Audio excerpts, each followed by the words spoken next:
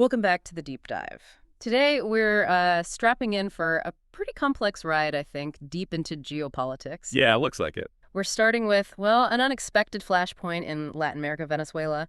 But the sources we've got suggest it holds keys to, well, maybe redefining how we look at conflict resolution globally. Right, lessons stretching all the way from Caracas to Kyiv and Gaza, apparently. Exactly. And this whole deep dive, it's really kicked off by one specific thing, isn't it?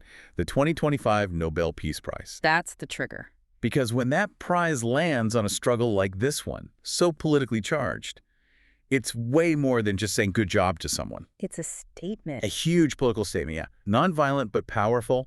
It forces the world to look at an issue maybe they've been, trying to ignore. And what really jumps out from this material is how the sources link this crisis in Venezuela, the immediate backdrop for the Nobel, to this bigger need for what they keep calling political imagination.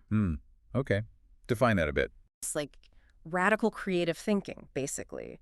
The kind needed for these conflicts that just seem stuck, completely deadlocked. Think Ukraine, think Gaza, places where military options seem, well, maybe exhausted. Right. We're just sending more weapons isn't necessarily leading to a solution. Precisely. So our mission here really is to pull out the core argument from these analyses. Yeah. Which seems to be about swapping out the default military muscle flexing for diplomacy that's pragmatic, patient, and this seems key, multipolar. It means imagining ways out where nobody gets absolutely everything they wanted at the start. And that Nobel moment, it acts like an immediate flashing signal aimed right at the international community. It's not just about the winner. No, it's a direct message. Yeah. Saying Venezuela is getting dangerously close to a point of no return. A tipping point. Exactly. The Nobel Committee isn't just patting someone on the back. They're basically issuing both a warning and a hope. A stark warning. The country's teetering on the edge of an abyss. A collapse that could just ripple outwards, destabilize the whole region. Yeah, it's serious. But also a hope. Maybe this international spotlight, this specific kind of attention, might just force everyone inside Venezuela and their backers outside to actually make diplomacy work before it all falls apart. Okay, let's unpack this then. So the timing. María Corina Machado gets the 2025 Nobel Peace Prize, and the sources say this comes at a crucial and precarious moment for Latin America. Yeah, the phrasing is stark. It almost feels like the Nobel Committee saw the war talk heating up around Venezuela and decided to throw its moral weight in as a kind of last-ditch diplomatic move. It's like shining a desperate spotlight on something that's just become unbearable, morally, practically. I mean, we're talking about a country sitting on the world's biggest proven oil reserves. Should be incredibly wealthy. Should be, but instead, years of economic freefall. Unbelievable corruption, just total mismanagement by the regime. That oil wealth is now just a tragic footnote to one of the worst humanitarian disasters out there. And it's not abstract suffering, is it? The sources paint a really grim picture. We need to absorb this. Millions have fled. Millions. It's one of the biggest displacement crises anywhere. Huge. Inside Venezuela, hospitals have no basic medicine. Routine power cuts, not for hours, but days. Sometimes are just normal life now, even in the capital. Yeah. It's not just bad government. It's like the state itself is failing systemically. And despite all that suffering, the mass flight of its people, Maduro's regime is still completely dug in. How? Well, it's got the backing of a powerful military at home, but also, and this is crucial, significant foreign allies, geopolitically important ones. Right. So the sources seem to suggest change has to come eventually. This can't hold. But the choice is stark. Is it going to be the negotiated, careful transition or just a catastrophic, violent implosion? Okay, and that's where the war talk comes in. The sources draw this really interesting, frankly terrifying contrast between Venezuela and Iraq. Yeah, and they're emphatic. Venezuela is not Iraq. Assuming it is, they say, is a massive strategic blunder. Why? What's the difference? It boils down to geography, mostly. Yeah. And structure. Iraq, vast open deserts, perfect for tanks, high-tech surveillance, quick air campaigns, aiming for a knockout blow. Shock and awe territory. Exactly. Venezuela, the sources call it dense and impenetrable. Think jungles, highlands, the Orinoco Basin, huge area. So a quick, clean invasion. Almost impossible. You can't just roll tanks through that kind of terrain easily. You certainly can't replicate shock and awe in mountains and jungles. Right. The sources warn that Venezuelan terrain is basically tailor-made for insurgents to thrive. Local groups, anti-intervention fighters. It's a place where air power doesn't guarantee victory. The jungle can actually cancel out a lot of TEP advantages. So any war would be Slower, bloodier, and far more chaotic than Iraq. That's the quote. Plus, unlike maybe the perception of Saddam's Iraq being isolated, Maduro's regime still has some popular support. It has these armed civilian militias, the colectivos. Right, I've heard of those. And foreign advisors experienced in asymmetric warfare. Put that together, tough terrain, motivated irregulars, external help. It's just a recipe for a long, brutal, devastating war that spills overboard almost immediately. And the sources point specifically to the risk of U.S. intervention, saying President Trump, who's always had the strongman stance on Maduro, is reportedly looking at military contingency plans and talking tougher about decisive action if Maduro doesn't go. Which makes the Nobel Committee's move even more significant. It brings us right back to it. Yeah. The sources argued the decision to give the prize to María Corina Machado was incredibly smart, strategically. Yeah, because remember, there was a push mainly from conservative circles for Trump himself to get the prize for some of his diplomatic efforts. The committee completely sidestepped that. And the analysis is blunt. If Trump had gotten the prize, it would have been disastrous. It could have been seen as greenlighting an Iraq-style intervention, or at least the rhetoric for one. Huge embarrassment for Oslo down the line. So instead, they give it to an opposition leader known for sticking to nonviolence, democratic means, negotiation. And essentially, the Nobel Committee provides a political compass, a very public, internationally blessed signal pushing the whole conversation away from war talk and towards a political fix, before the military option got too normalized. Using symbolic power as a diplomatic tool. You're a sharp one, yes. Okay, so if war is off the table, too bloody, too risky, and just staying put is impossible, what does this political imagination actually propose? The sources get very specific. They do. The core idea is engineering a joint interim government. Now, this is the tricky part. It has to be made up of people from both the ruling side and the opposition. Both sides. Wow. Okay. Yeah. It's not about one side sweeping in. It's about creating this fragile, temporary, power-sharing deal with just one very specific job. Manage the transition. And they define that job very clearly. Very. The mandate is strict, and it's time-limited. This interim government's only task is to hold free and internationally monitored elections for a constituent assembly within 1 year. Okay, wait. A constituent assembly, not just presidential elections straight away. Why that specifically? That's about long-term stability. See, a constituent assembly's job is to write a new constitution, a new foundational law for the country. Right. That's seen as much more crucial than just picking a new leader right now. The crisis runs deeper than just Maduro. It's about broken institutions.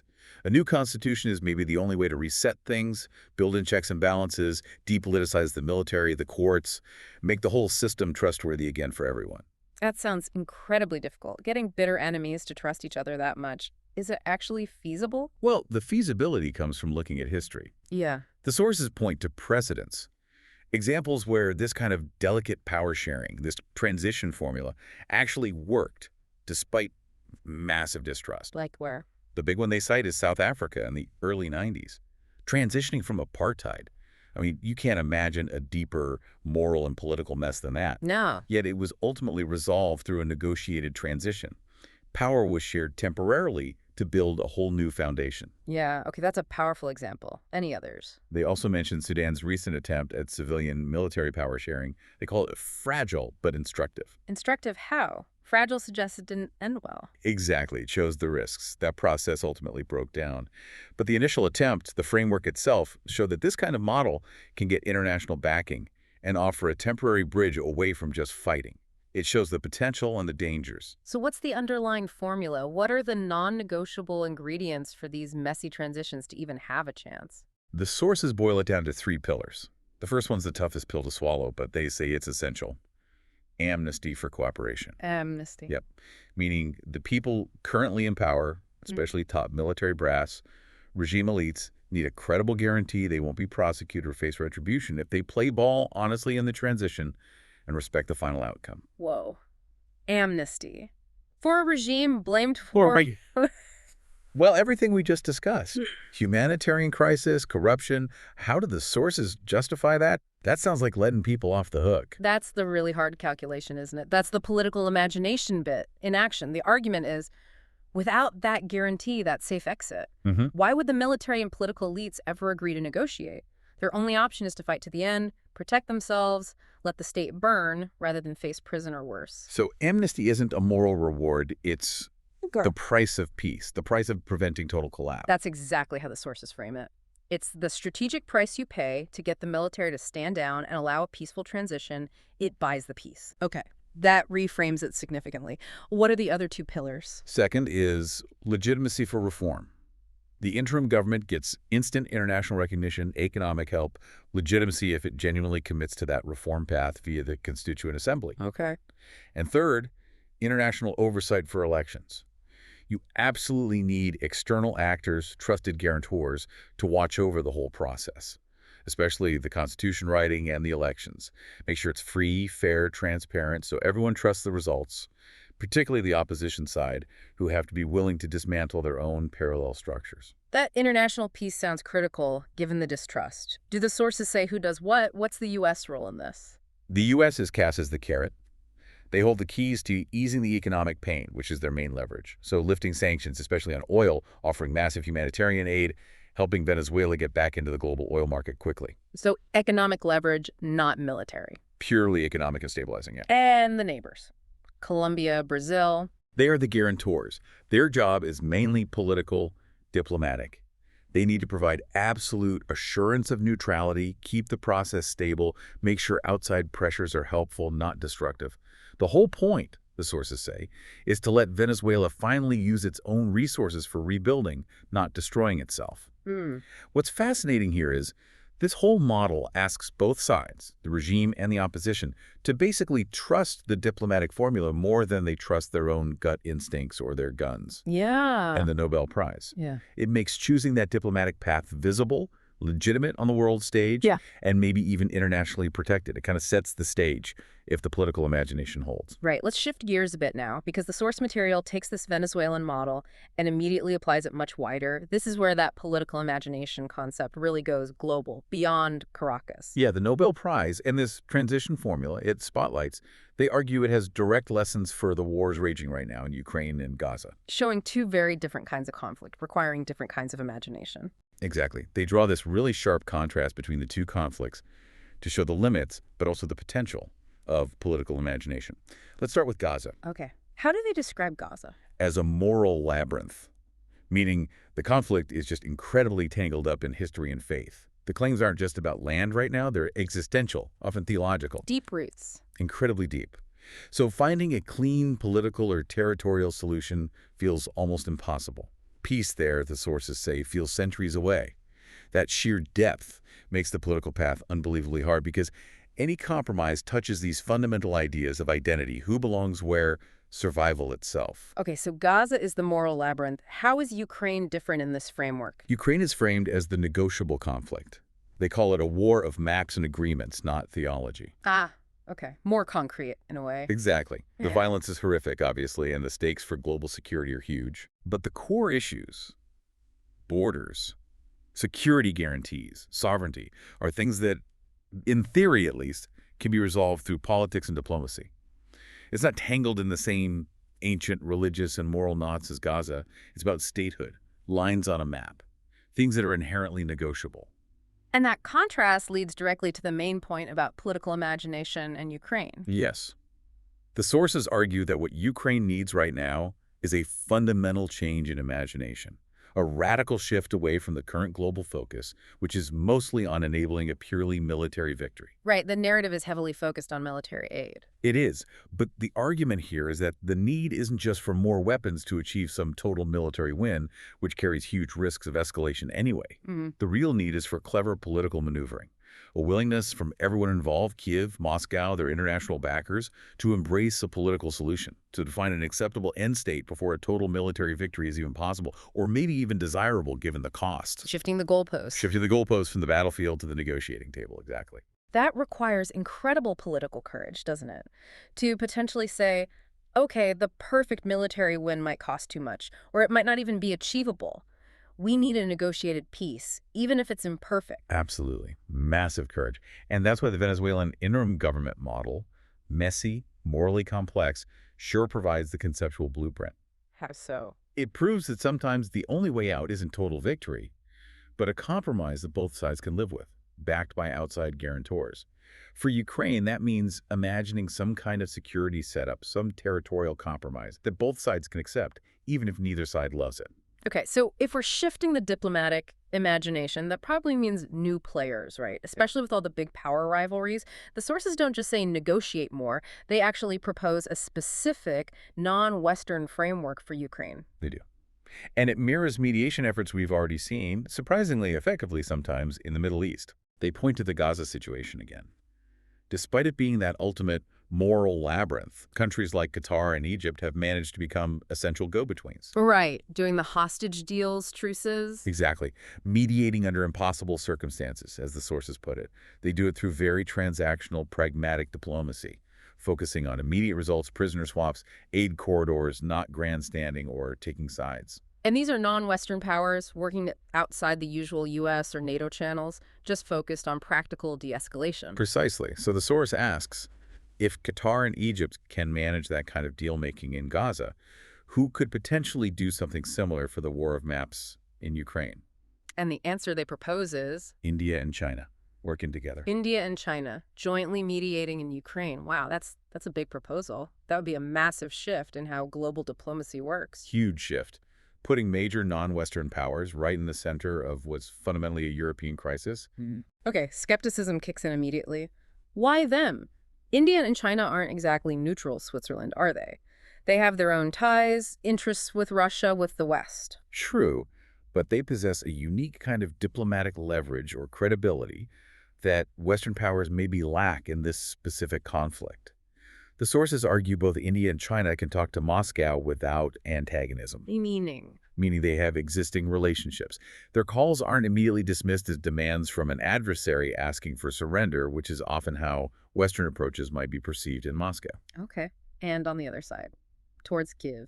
They can speak to Kyiv without condescension. They aren't seen as just Russian mouthpieces. They're major global powers in their own right, with huge economic clout, acting out of their own strategic interests. Which are mainly stability. Mainly stability, yeah. Preventing nuclear escalation, keeping the global economy running. They're not necessarily trying to fully align with one side's war aims. So the idea is their joint involvement, India and China together, could create this new model for peace diplomacy.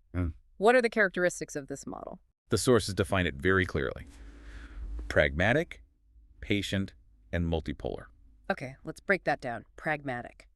Pragmatic meaning focused on realistic deals, maybe about territory, maybe security guarantees, not getting bogged down in moral judgments or insisting on a perfect return to pre-war lines if that's just not achievable. Patient. Patient, because these kinds of deals, especially if they involve things like phased withdrawals, demilitarized zones take a long time to implement and need long-term monitoring to stick. No quick fixes. And multipolar. That seems the biggest shift. Absolutely crucial. Multipolar because it moves the center of peacemaking away from just Washington or Brussels. It acknowledges that global stability isn't just managed by one bloc anymore. It requires buy-in and guarantees from multiple major global players with different perspectives. Let me push back a bit, though. Why would Russia trust a joint Indian-Chinese effort when both countries rely heavily on the global economic system that Western sanctions have targeted? See, that's the key insight, I think. Russia doesn't need to trust them based on shared values. It might trust them based on shared pragmatic interests. Like what? Russia needs economic off-ramps. It needs diplomatic pathways that aren't completely hostile. China and India can potentially offer that. And for China and India, their absolute top priority is global stability. They can't afford endless war, messing up energy prices, food supplies, trade routes. Because their motivation is basically economic self-interest. Stabilize the global economy. Pretty much. That's a powerful shared interest with everyone, including Russia, ultimately. They become peace brokers, not out of ideology, but because peace is good for business, good for stability. Their neutrality comes from economic necessity, not political alignment. Interesting. It just reflects this changing world, doesn't it? Where non-Western powers are increasingly expected, maybe even required, to step up and play these guarantor roles. Peace can't just be dictated by one side anymore. It has to be negotiated and guaranteed by multiple major stakeholders. We've spent a lot of time on the big picture, political imagination, global diplomacy, but it's really important we ground this back in the person whose courage kind of sparked this whole discussion, Maria Corina Machado. Her story really puts a human face on the hope the Nobel Committee saw. Absolutely. Machado, born in Caracas back in '67, she represents maybe a different kind of opposition figure in Venezuela. Her background isn't just politics from day one. She studied industrial engineering, finance. So a practical problem-solving background. Seems like it. But her first real step into public life was very much about civic duty. Back in 1992, she co-founded the Atenea Foundation. It was focused on helping street kids, underprivileged youth in Caracas. And then she moved into more explicitly political work. Well, political civic engagement. She helped start Sumite in the early 2000s. This was during Hugo Chavez's rise. What did Sumet do? It was all about election monitoring, pushing for transparency. Really critical work, and pretty dangerous, too, in that environment, as Venezuela got more polarized and authoritarian. Through that work, she became a really visible, respected voice for democratic principles, long before she actually ran for office herself. And when she did run for office? The support was massive. It showed she had real democratic appeal. In 2011, she got elected to the National Assembly for Miranda State with a record number of votes. But she wasn't there long. No, her time was cut short. The political pressure ramped up. She was seen as too effective, too popular, too critical of the regime. So in 2014, they removed her from her seat, used some constitutional justification, but everyone saw it as purely political, silencing a rising opponent. And yet her influence grew despite that, or maybe because of it. Perhaps because of it, yeah. Her reputation for resilience just grew, which led to 2023, when she entered the opposition primaries for the presidential election plan for 2024. And she won. She didn't just win, she won by a landslide. Huge margin. It basically cemented her as the one figure who had the clear, popular mandate, the legitimacy, to really challenge Maduro head-on. So how did the regime react to that? Swiftly. And predictably, maybe. Pure authoritarian playbook. They immediately disqualified her from holding any public office for 15 years. On what grounds? Vague stuff. Yeah. Administrative irregularities. Yeah. Unsubstantiated. It's the classic move, right? Don't risk losing the election. Just ban your strongest opponent before anyone can even vote. It shows they fear democratic legitimacy more than anything else. But she didn't just give up. No, she kept fighting, refusing to just abandon the electoral field. The sources highlight how she responded to the ban by nominating a stand-in candidate, a historian named Karina Yoris. As a protest. Exactly. As a way to expose the fact that the regime completely controlled the process. It wasn't about trying to win that specific election anymore. It was about showing the whole setup was fraudulent. And all this came at considerable personal risk. Huge risk. Constant threats. When the Nobel was announced, she was reportedly in hiding inside Venezuela because the security risks were so high. Just for advocating democracy and transition, it tells you everything about the environment there. Which loops us back to the Nobel citation itself. It Sure. recognized that sacrifice, that persistence. What was the official reason given? The Nobel Committee specifically honored her for her tireless work promoting democratic rights for the people of Venezuela and her struggle to achieve a just and peaceful transition from dictatorship to democracy. Wow. And she's the first Venezuelan ever to get the prize, only the 6th Latin American laureate overall. It's this massive validation that her fight, the nonviolent political path she represents, isn't just legitimate, it's seen globally as the essential way forward.